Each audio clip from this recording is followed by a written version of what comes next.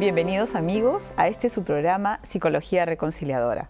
El día de hoy estamos nuevamente Santiago y yo, Liliana, para acompañarlos sobre un tema bastante importante y que vale la pena, creo yo, más que en otros, o por lo menos es uno de ellos, que necesitamos adentrarnos en la riqueza de la persona y en este caso en la persona que padece de una enfermedad de esquizofrenia. Es un tema, como dices, un poco más, no sé si llamarlo delicado, pero sí particular cuando abordamos, porque estamos hablando de una persona que sufre una enfermedad, pero que no necesariamente se da cuenta del sufrimiento que está pasando, ni de la repercusión que puede tener en la familia. Entonces hay que ser muy reverentes con la persona y con las familias cuando estamos frente a esta enfermedad. Empezando por el hecho de que la esquizofrenia es una enfermedad que ha estado durante muchos años, lo que le llamamos estigmatizada, marcada, no es algo que suele no mencionarse a nivel de las familias, muchas veces es parte de un secreto familiar, ¿no? Las personas cuando tienen algún familiar que padece esquizofrenia no lo mencionan, no lo cuentan, o en algunos de nuestros pueblos dicen se tocó de la cabeza como una forma de decir que ha perdido el juicio, la razón. Sin embargo, hay una tendencia cada vez más frecuente a aceptar esto porque es un cuadro que se identifica, o una vez que se identifica se le puede dar tratamiento, y si bien, y esto hay que mencionarlo, no tiene cura, sí puede mantenerse a la persona estable. Y no hay que tenerle tampoco tal vez mucho temor al hecho de que no tenga cura, porque hay muchas enfermedades médicas, como lo hemos mencionado anteriormente, que no tienen cura, ¿no? Tal es el caso de la diabetes o de la hipertensión arterial, que se puede mantener estable, ¿no? Y es un ejemplo que se le suele dar a los pacientes, ¿no? Si es que usted deja de tomar su antihipertensivo, va a subir la presión y eso puede tener consecuencias letales para su organismo, o si no toma su hipoglicemia antes o coloca su insulina, puede haber un aumento de azúcar que también puede tener consecuencias. Sería falso decirle que le vamos a curar la diabetes, pero la podemos mantener estable. En el caso de la esquizofrenia ocurre algo similar. Y si bien es cierto, hay limitaciones de las cuales vamos a hablar más adelante, no por ello quiere decir que no podemos esperar ningún avance o que no vamos a esperar nada de esa persona. Así es, porque la persona, una vez que empieza a tomar el tratamiento y remiten los síntomas que está presentando, sí puede luego reinsertarse laboralmente o socialmente en las actividades que tenía previo a la enfermedad y poder seguir de una manera adecuada, y además no solamente adecuada, sino positiva y válida toda su vida y todo su quehacer. Y acá hay que ser bien personalizantes, es decir, cada persona va a ser una situación distinta, ¿no? Si bien es cierto, ya hemos hablado de el caso, lo más importante es ver a la persona en su real valor y como una persona que padece y que sufre de esquizofrenia. Esto es importante porque muchas veces en el día a día, bueno, claro, lo que pasa es que el esquizofrénico, la esquizofrénica, conlleva un tinte de que agota la enfermedad de la persona. Es decir, la abarca y se entiende a partir de su enfermedad, lo cual sabemos que es equívoco, pero a veces también entramos nosotros en una dinámica de determinismo malsano y dramático que no es real. Entonces necesitamos ser personalizantes. ¿Qué está pasando con el hijo, con la hija, con el papá o con la mamá? En este caso, en ustedes va a ser alguno de sus hijos o la propia pareja o quizás los padres. ¿Cómo poder comprender dentro del plan de Dios hasta dónde puede dar esta persona? Y para eso se necesita un conocimiento fino, una relación cercana y comprender mucho de la enfermedad también, porque como decíamos, no por las limitaciones vamos a creer que entonces no va a poder hacer nada por años y es cuestión de quererlo, como si fuese otro caso donde de repente es un enfermo en coma o algo así. Así es, y para eso es importante tal vez un poco mencionarle a nuestros televidentes cuáles son los elementos que uno puede identificar en la enfermedad, ¿no? Excelente. Y suele empezar, la esquizofrenia suele empezar, no siempre es así, pero suele empezar con un periodo de síntomas que en psiquiatría llamamos síntomas negativos, porque son síntomas que no están presentes dentro de la persona cuando se espera en la población. Por ejemplo, que una persona sea interactúe bien con los demás, que sea espontánea, que realice sus actividades normalmente, En cambio, en el caso de la esquizofrenia empieza a haber un aislamiento social, una tendencia a no conversar, una tendencia a mostrar descuido en su apariencia personal, en su aseo personal, ¿no? Por eso es que se le llama negativo, como que no está presente cuando debería estar presente. Y esto muchas veces las personas, la familia, lo confunde con una depresión, ¿no? Muchas veces vemos en la consulta que llegan personas diciendo se ha deprimido, ¿no? O empieza a relatar una depresión porque la persona cree que se trata de un cuadro de depresión, pero en realidad es un inicio de la esquizofrenia. Y los síntomas que son más saltantes, que probablemente son más evidentes para las personas, que incluso uno los puede detectar o los puede ver en una serie de televisión o en una película en el cine, son lo que le llamamos síntomas positivos porque están presentes cuando habitualmente no están presentes. Y allí interviene lo que es el escuchar voces de gente, objetos, ruidos, animales que no están presentes en realidad, que es lo que se conoce como alucinaciones, es decir, no hay un estímulo que las produce, pero sin embargo la persona escucha voces que hablan de ella, que comentan sus actos, o que insultan, o que agreden, o pensamientos que son juicios falsos, pero que no pueden ser refutados, que son inconmovibles ante la evidencia, y a esto le llamamos delusiones, o en algunos países le llaman delirios, que es cuando la persona cree fijamente algo y por más que le dé pruebas, no lo puedo hacer cambiar de parecer, ¿no? Por ejemplo, que alguien me está siguiendo y me quiere matar.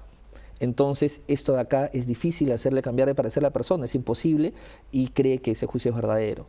Y además muchas veces se puede presentar conducta violenta o lo que le llamamos conducta desorganizada, ¿no? Las personas que ya empiezan a actuar de una forma incoherente, que muchas veces tiene relación con las alteraciones en el pensamiento que están presentando. Y definitivamente en toda la literatura, si bien es cierto, una vez que se presenta, se empieza a ver en la historia de la persona hacia atrás y se encuentran anomalías, pero es muy difícil establecerla en la niñez, ¿verdad? En la niñez es complicado. Hay casos de esquizofrenia en la niñez, pero son los menos y es un poco más difícil de detectar, ¿no?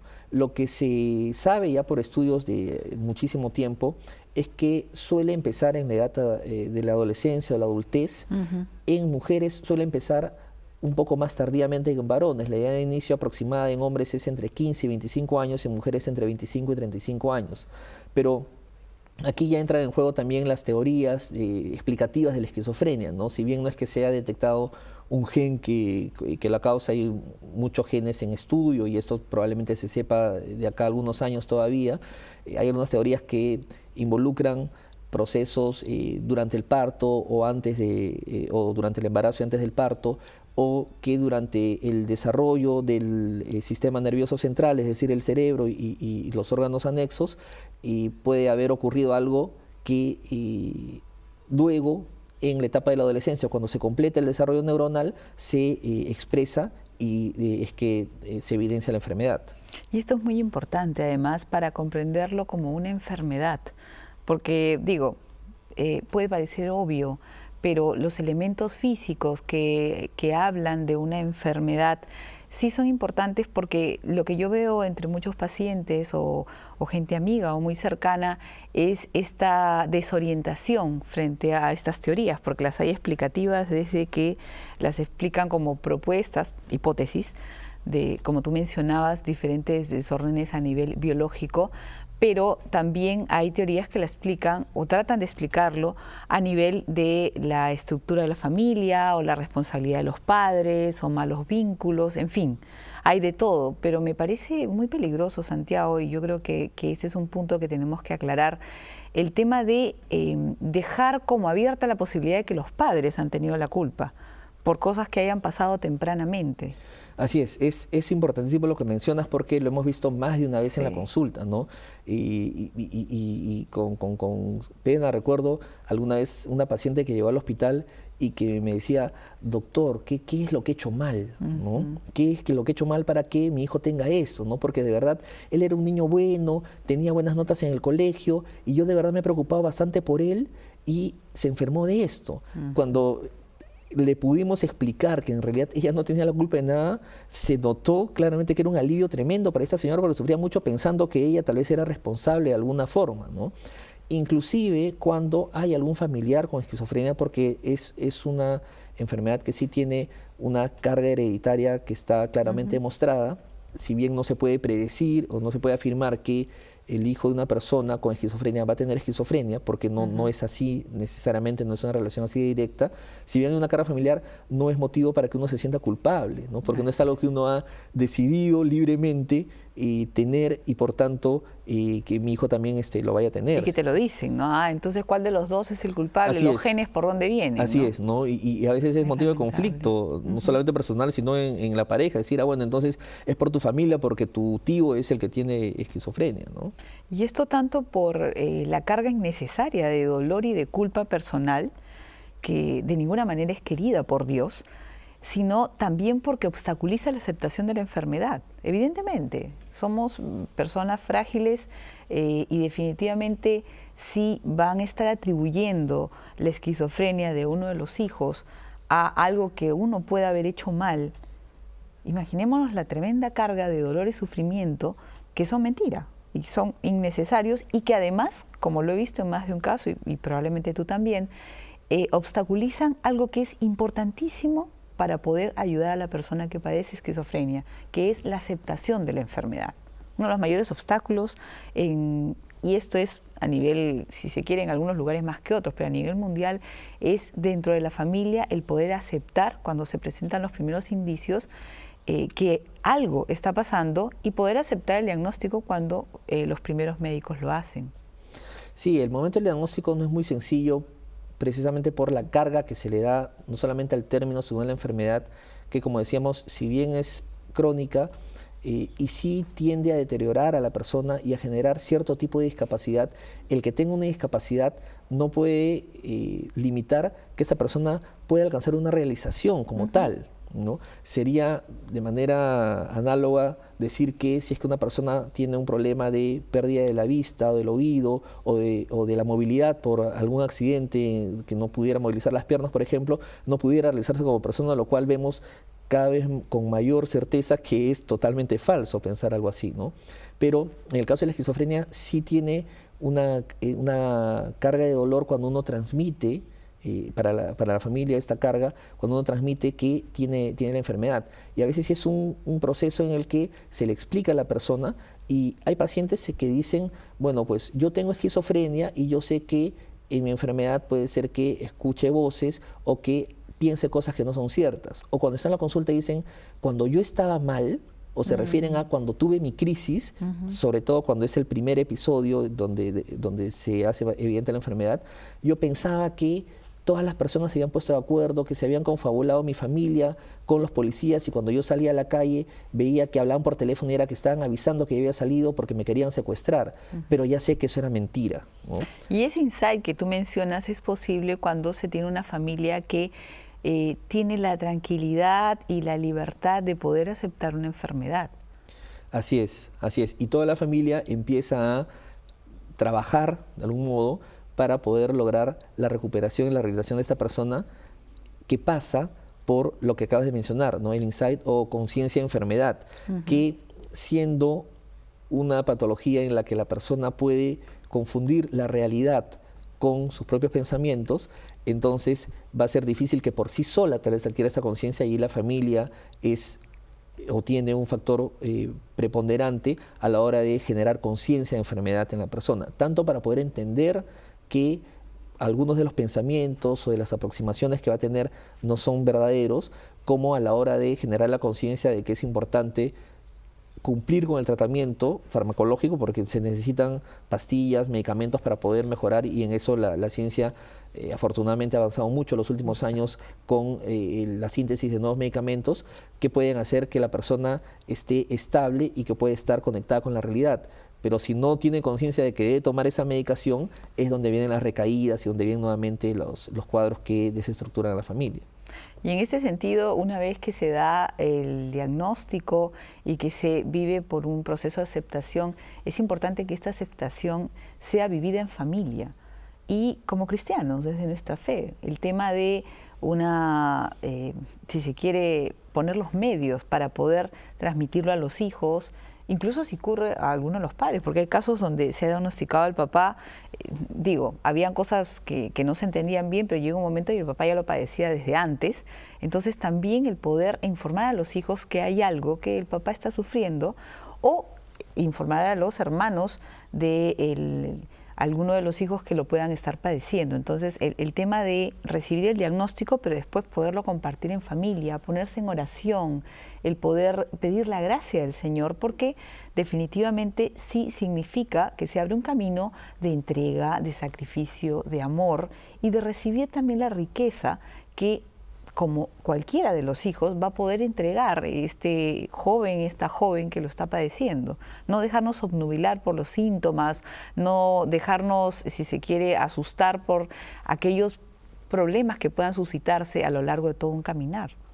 Así es, y muchas veces se necesita mucha paciencia, se necesita mucha paz para poder acompañar a una persona y poderle decir con tranquilidad cuando, por ejemplo, está diciendo, mira, hay unas voces que me dicen que me quieren matar, decirle, oye, mira, pero esas voces yo no las escucho y, como ya te ha dicho el doctor, probablemente no son reales, ¿no? Y en verdad es que no son reales, pero muchas veces uno se aproxima diciéndole, mira, probablemente no son reales, yo no las estoy escuchando, entonces yo creo que de verdad no están allí. Eso es fundamental, porque ese es el día a día. Así Definitivamente a veces hay mamás que dicen, me impaciento, y le digo, no hay voces, claro, ya te dicen, lo he dicho. No hay voces, ya te han dicho que no hay voces, no tienes por qué escucharlas, y es, ¿no? Pongámonos a pensar, es quererle decir a una persona, haciendo un paralelo, que tiene un dolor muy intenso en el abdomen porque está con una apendicitis, decirle, en realidad no tienes dolor, ¿no?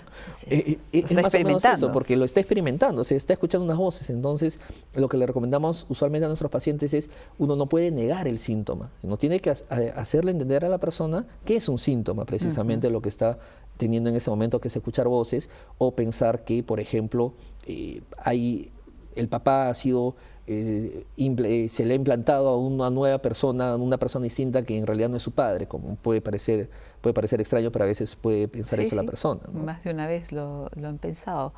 Y también el tema de poder comprender cómo algunos signos, esto a nivel de metalenguaje es importante, porque pareciera a veces que a nivel de metalenguaje quieren estar callados y no conversar y no establecer relación, cuando no es así, sino que es a su manera y con, si se quiere, con los códigos que a veces necesitan, ¿no? La experiencia de más de un paciente es que se sienten abrumados cuando le dicen muchas cosas al mismo tiempo, que no quieren hablar con gente, que no quieren ver, pero como familia ir aprendiendo, por ejemplo, a decirle cosas simples, no por una cuestión de retardo, aunque muchas veces muchos pacientes con esquizofrenia sí tienen una limitación a nivel intelectual, pero no necesariamente, pero sí comprender que el paciente se siente muy abrumado por el medio, dada su enfermedad. Entonces es importante hablarles más sencillamente, iniciar los diálogos, porque a veces también sí quieren tener una relación como cualquiera de los hijos,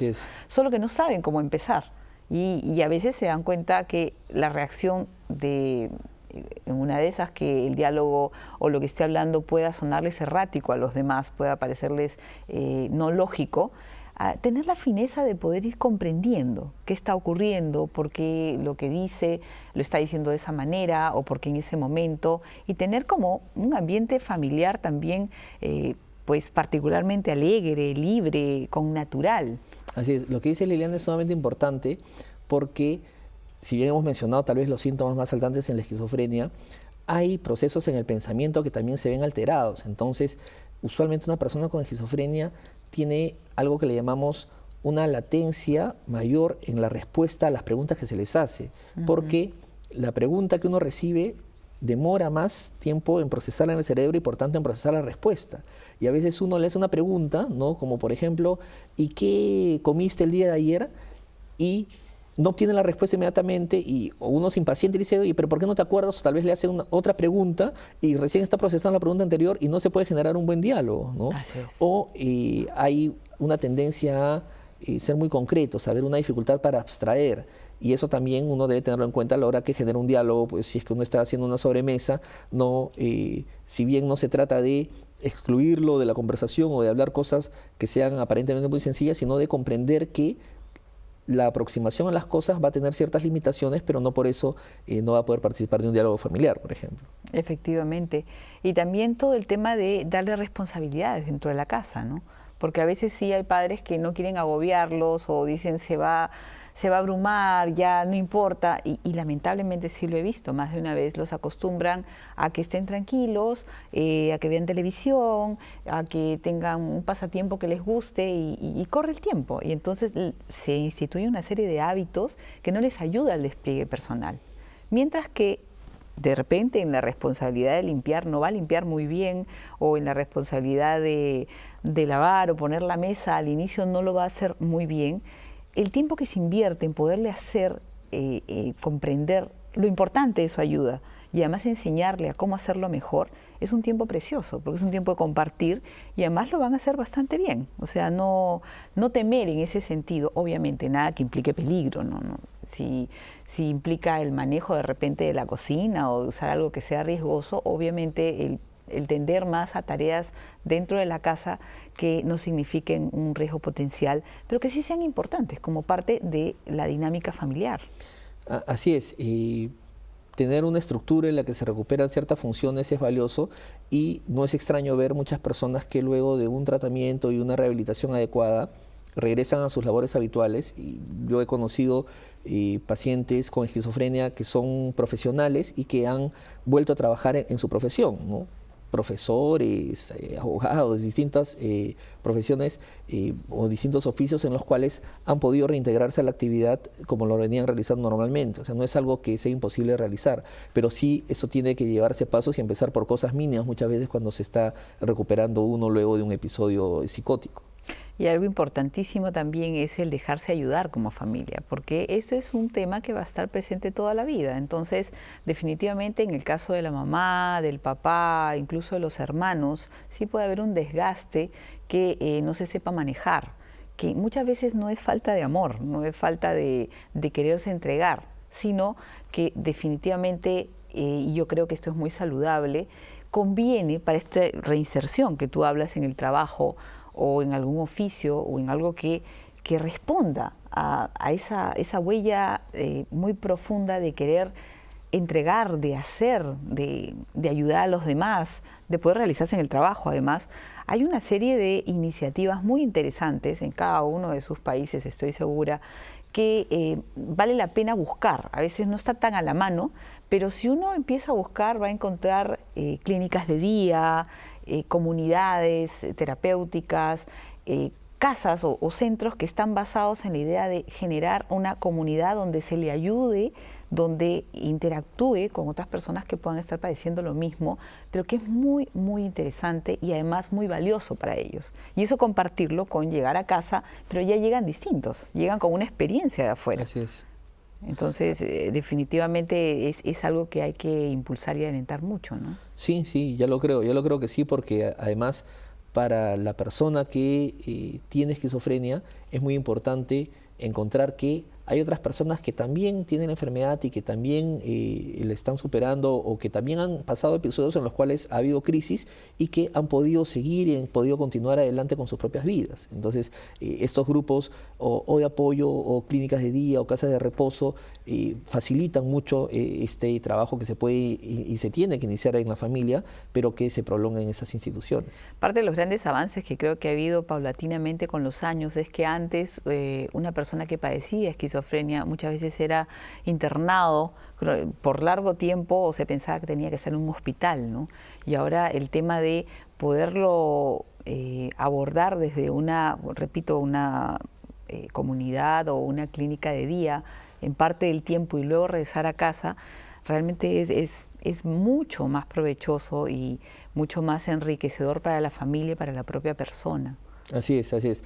Además, claro, está del uso de antipsicóticos, que son los medicamentos que se utilizan eso es para fundamental, controlar, el uso de eso la es fundamental, y medicación. eso también es importante Sí. que para la familia quede claro, porque algunas veces acuden en busca de ayuda y hay médicos que o no hacen un buen diagnóstico, o haciendo el diagnóstico optan por tener que trabajar con la medicación un tiempo determinado, muy corto, o no de darle medicamentos, ¿no? Y lamentablemente algunas veces hay algunas corrientes de terapia que someten a una terapia al paciente sin darle medicamentos y ciertamente esto no va a lograr sí, por favorecer a la favor, persona. el hecho de estar muy atentos a eso, porque no es justo que se exponga a la persona a un ensayo que no es verdad, no es real, por más buenas intenciones que haya detrás y que además pueden hacer que empeore y poniendo incluso en riesgo su vida, ¿no? La medicación es importante, acordémonos en esta visión integral, físico, psicológico y espiritual, atender también aquello que es importante y que si bien es cierto demanda un gasto constante y un esfuerzo económico, pero que es necesario y es valioso. Entonces el hecho de recibir medicación tiene que estar también asegurado y de la manera en la cual el médico la da. En ese sentido, entonces, yo los invito a ustedes padres de familia, a ustedes como hijos también, porque puede, como les decía, puede estar sucediendo que alguno de los papás esté padeciéndolo, que como familia oren juntos y que ante la presencia del Señor podamos hacer la pregunta, como hemos mencionado en otros capítulos, no necesariamente el por qué nos tocó a nosotros, sino el para qué. Yo estoy segura que se va a ir encontrando una respuesta de poder vivir más en amor, en unión, en sacrificio, en generosidad y en alegría, por toda la riqueza que tienen cada uno de los miembros. Esencialmente no es que algo haya sido eliminado al poder, al enterarse uno de que uno de los miembros de la familia padece esquizofrenia. Es una enfermedad, como decía Santiago, que puede ser de toda la vida, pero lo esencial, la riqueza, los valores, y lo vamos a ver, o sea, las alegrías, los buenos momentos, las delicadezas de la persona que lo está padeciendo están presentes allí. Su riqueza como hijo de Dios y como una persona que amamos, a una persona que nos ama y que entiende muy bien, más de lo que pensamos, todo aquello que pueda estar sucediendo en la familia y en el mundo. Entonces, queridos amigos, no dejemos pasar por una limitación física toda la riqueza y toda la bondad que se muestra del amor de Dios en cada uno de nosotros.